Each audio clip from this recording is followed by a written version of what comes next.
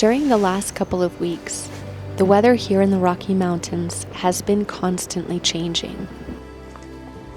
Right as we were ready to plant our garden, we received a surprise snowstorm in the middle of May. But the sun eventually returned, bringing its warmth which melted the snow quickly.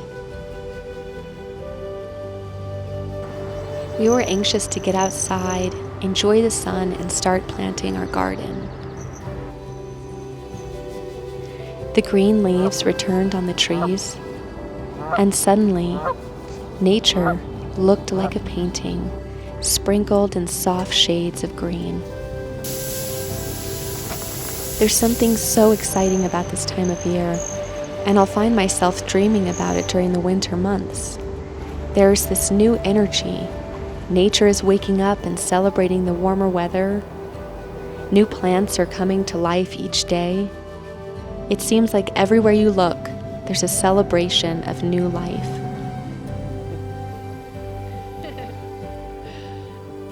The animal life is waking up around us too, and we have so many hummingbirds here now.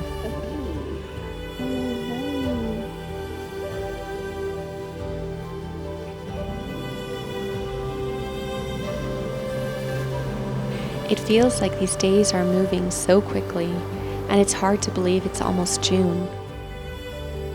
I want to try to hold on to these days of late spring, because before you know it, we'll be celebrating summer.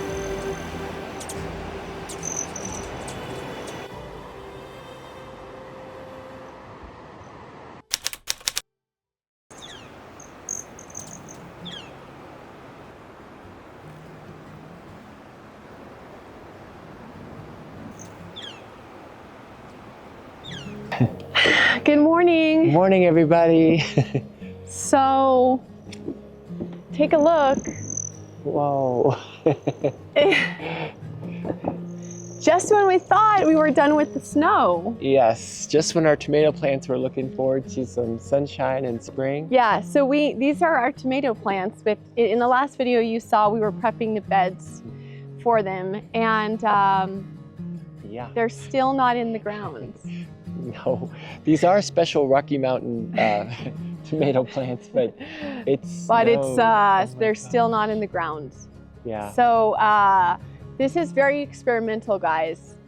Planting a garden at 9,000 feet. Has anyone else tried it? Let us know In the comments. if you have any tips. Is it possible? Is it even possible? You'll see. For us, we'll see what happens. We're hopeful. We're still hopeful. Well, it's funny, because we've all done a little bit of planting, and you hear things about like a little frost at night. Make sure they stay warm. What about 5 inches of snow at night? Yeah, like digging through the snow to plant your tomatoes. This was about 5 inches of snow, I think. I'm glad we had a couple of plants we transplanted in the garden, and boy, I covered them with a bucket last night, and I'm glad. Yeah, and then Elizabeth's been busily trying to take care of all the hummingbirds that are up here. Yeah, so this morning I was up at 6 a.m. again, and it was the sweetest thing. They were at the feeders at 6, and the feeders were covered in snow, and they were still trying to eat. So I got up and cleaned them and put warm water for them. It's gotta be, I was wondering, like, what do they do, since pretty soon when there's flowers out, I get it, it's best that they have the flowers. Yes. But, just thinking, like, if we weren't here, I think this weather would be really tricky, because there's not many flowers, and then if it snows, where are the bugs? So I don't know. And if the sun comes out like we think it will later today, this could really change. But right now, it's this will probably be somewhat melted by late this afternoon. But we thought, this is our spring. So we wanted to show you our tomato plants. Yep, here they are. We'll show you a little more of the beauty of this last. They're still not in the ground. Not in the ground, no. They're staying in our bed. We're still holding on to them. I know, they sleep with us. They're ready to go in the ground, poor things, but it's just not quite time yet. But anyways, we hope wherever you are, you've been able to put your plants and vegetables in the ground, or seeds or whatever. But we're here at 9,000 feet. We're still waiting. Yes, we're waiting. Middle of May, and we're still waiting.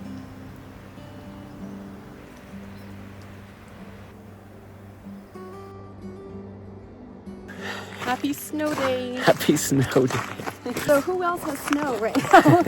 Does anybody else have snow? Does anyone out there know what we're going through with the snow? Yeah, so we went to bed last night. It was, you know, springtime.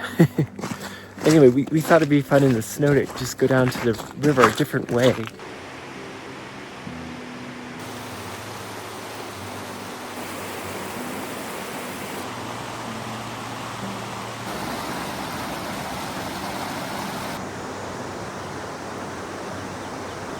So I was just telling Tim, when we came back from California here, I had no idea that it might snow again.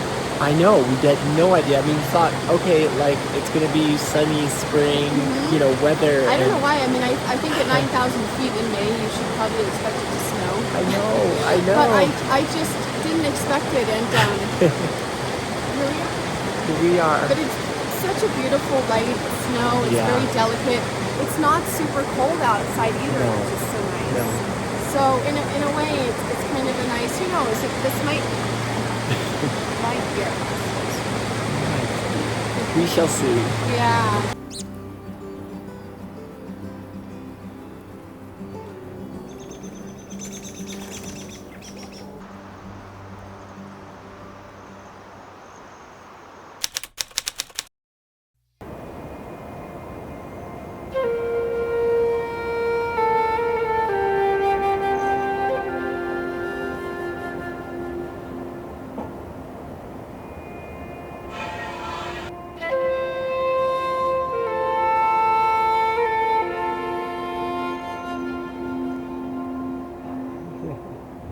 All right, should we see? Let's see how it's going.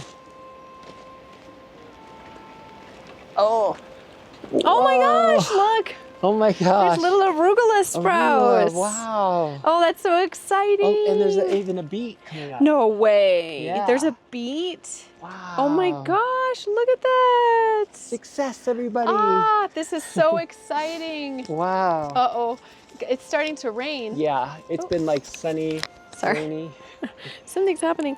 Yeah, anyways, it's starting to rain, and I'm looking at Rue, and she's like once inside. Rue's the kitty.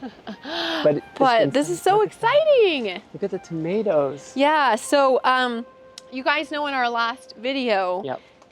we were having some worries about when we were gonna plant. Snow. So actually that's even in this video. We have some of the last 2 weeks, like really the weather's been all over the place. Yep. And towards the beginning of a couple weeks ago, we had this surprise snowstorm. I mean, we thought we were done with snow, but no. Yeah.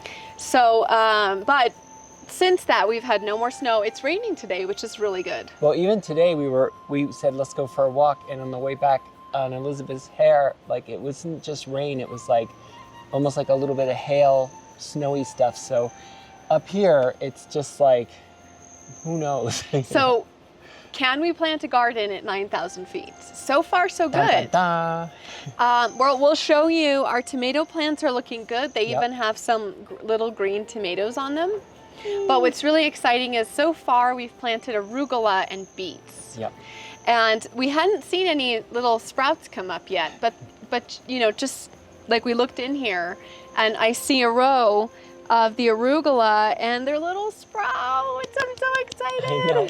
So tell us in the comments what's growing in your garden and how it's going, and if you're still dealing with snow. Yeah, I love arugula, so I'm personally so excited that we have arugula coming up, and also I really like arugula microgreens. Oh.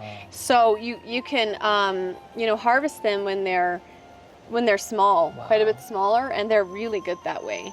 And then I'm guessing that's a little beet sprout.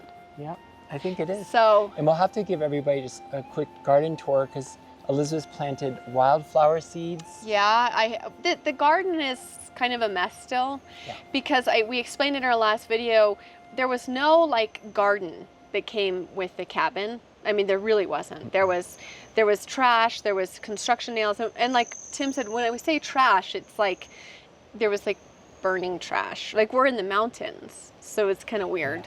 But anyways, so it's been a year of actually cleaning up like nails, screws, burnt stuff. The garden is a constant state of sort of Yes. work, but it's coming together. And then you have those, what are those? Those are, flowers are doing great. Oh, the flax? The flax. Yeah, we have blue flax. Those Yeah. grow natively here. I am trying to plant as much native seeds as I can, because that's like how your habitat will really flourish. Yeah. But yeah, the blue flax grows wild here. So we did transplant these from the driveway last year, and they're doing really, really well. Big. I have like evening primrose, and I'm getting ready to plant Sage. a bunch of, so that's the other thing. Up here, sage grows wild in the mountains, but I didn't have any back in the garden, and I really wanted sage because I love sage. So on the road, there's some sage growing, and we transplanted it in here, which has been a little bit of a process, but I think it's going to be okay. Mhm. It's very delicate when you transplant. You have to kind of make sure they don't get too much sun, but they still need sun, and so we're. And I have a question for the audience, because we have a lot of what seems to be wild strawberries growing, and there's tons of flowers, and some of the plants are bigger, but we don't know whether they're going to make strawberries or not. So. Yeah, it's really cool because these are wild strawberries. It's almost like it is the forest floor because we are in the forest. So these are here natural, and they have this beautiful white flower right now. But we're like, wow, are these gonna really grow strawberries? Because I'm ready. Bring it on. We love strawberries, so we'll see. Oh, and also we have wild raspberries growing. Oh yeah, and thimbleberries, which is The thimbleberries. Those are down by the river, and we'll show you. It's sort this of like a raspberry, but it's different. tart. Tart, yeah, and it's completely edible. And the bears like them, so we don't want to get the I don't bears want to. grumpy. No. Well, and also like, it's I mean it's fun to try some, but you know the bears and the wildlife do really rely on those berries, so want to leave plenty for them. And yeah, I'm trying to section off areas in the garden for wildflowers. The other day we did plant some wildflower seeds. Yes. I haven't really seen any sprouts come up yet. What kind of So I'm wildflowers? hoping. So these are bee plants, which are really good for the bees and also for the hummingbirds. I think the hummingbirds do like bee plants. We're really excited about our garden, our mountain garden. We hope you guys are, even if it's a tiny garden, like even if it's Window a box. balcony, a window box, it's super easy to start a little garden like that. Don't think if you're in a small apartment or something you can't start a garden. Yeah, it's so You fun. could plant some herbs. We have oregano growing right now in a pot. Yeah. So anyways, let us know. We'd love to know what you're planting.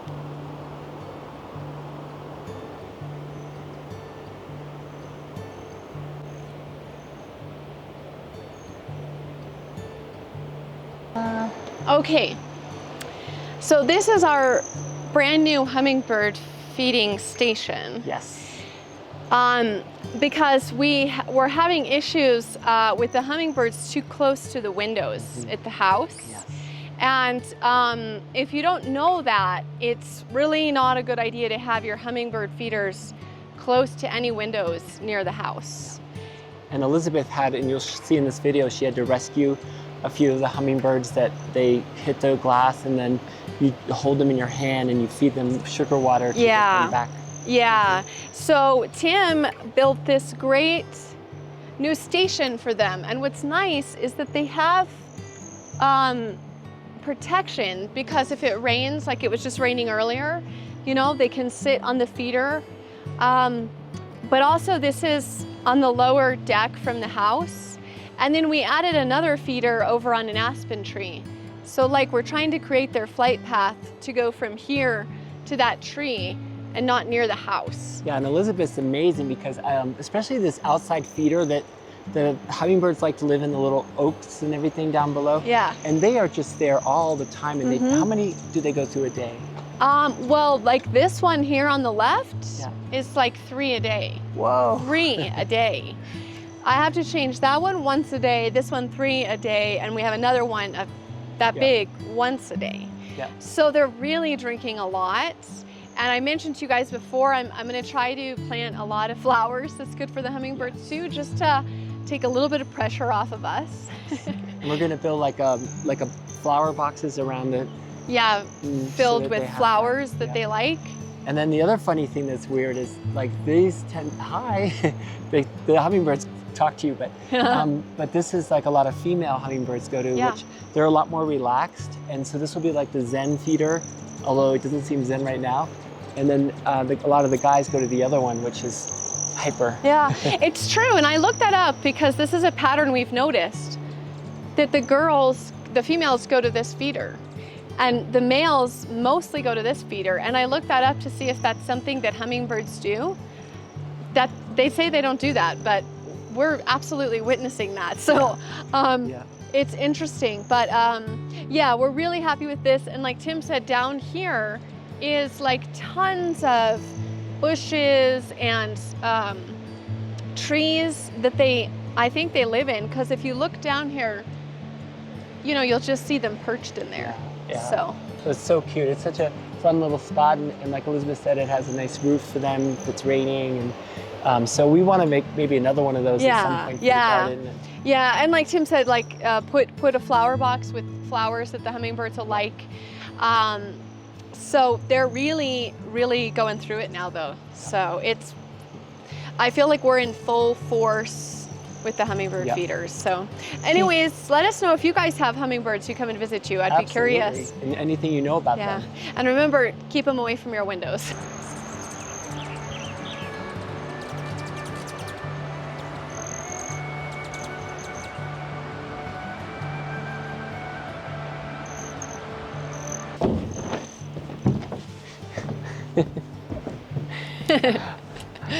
What is this? What is this? It's a stage. Look! Woohoo! It's a stage in the mountains. At 9,000 feet, it's the highest. It's the highest. Is this the highest stage in the universe? Well, it's high. It's high. That's high for a stage. Yes. So some of you might be asking, what is this? So we built a stage, and Elizabeth has a new YouTube channel. It's called Elizabeth Demergenis, and she will be doing not only dance. This channel will feature Elizabeth Movement dance. And you want to subscribe to her channel, to Elizabeth's channel. There's not any videos on it yet. There's no videos, but bear with us. Yeah. But yeah, I think we, really, it's like a movement and dance channel. So we'll be posting some videos of me dancing, but also I want to use it as a way, to also just provide like some helpful quick videos about ways to move your body to get rid of stress, regulate your nervous system, make you happier, breathe, and 5-minute videos, like things that you could do in your office, in your home, outside in nature, and even in your car, right? Like just some simple stretches and breathing. And so anyways, but yeah, so we'll share more about that. Yeah, so you're going to be joining Elizabeth on this stage. Yes. In front of this in amazing view in the mountains for some healthy movement. Yeah, but remember, you don't have to be in the mountains to do these movements. You can be in your office chair. Yes. I think we're both firm believers, both Tim and I, about moving your body, keeping active. And that doesn't mean it needs to be like a huge, difficult thing. Sometimes if all you have is 5 minutes, take 5 minutes. So these, we just want to provide some helpful tips, and we can move and breathe together in these videos. Yes, and so this stage will be all set forth for that, and you'll see some great videos and maybe some music performances, who knows? Yeah, no, for sure. We've talked about that too, like getting some musicians up on here. And it's really fun. I mean, it's really fun to, one of my favorite things is when I move, and especially when I dance, it's just the best to be out in nature. Yeah. Because I feel like it just becomes so much more than yourself. It just, all of a sudden you feel yourself like interacting and communing with nature, and it's just really fun. Amazing. So I thought it'd be cool to build like a rim around the edge, and in the winter flood it with ice so we could like ice skate here. Like. But actually what we're gonna do is this stage is gonna stay here on the property. We need to push it back a little bit, and then what we're gonna do is we're gonna landscape around it. So we'll keep a little trail to it, and then we're gonna plant, you know, bushes. Oh, we could plant the lilac bush. Ooh! Whoa! Oh my God! These little guys. So anyways, just wanted to share a little bit of what we've been working on. Yes. And Come dance with us. yeah, come dance with us in nature. And so make sure you subscribe to Elizabeth Demmer Janet's new channel for movement in nature and for dance. And check out the dance. She already did it on our channel. Yeah. Oh, right. Yeah. And filmed right here. Right here. Right here. And, ooh, shades. Got bright. Yes. And, oh gosh, here come the hummingbirds. Anyway, we're so glad you're here with us this week. Yes. As we shared with the garden dancer. The garden dancer.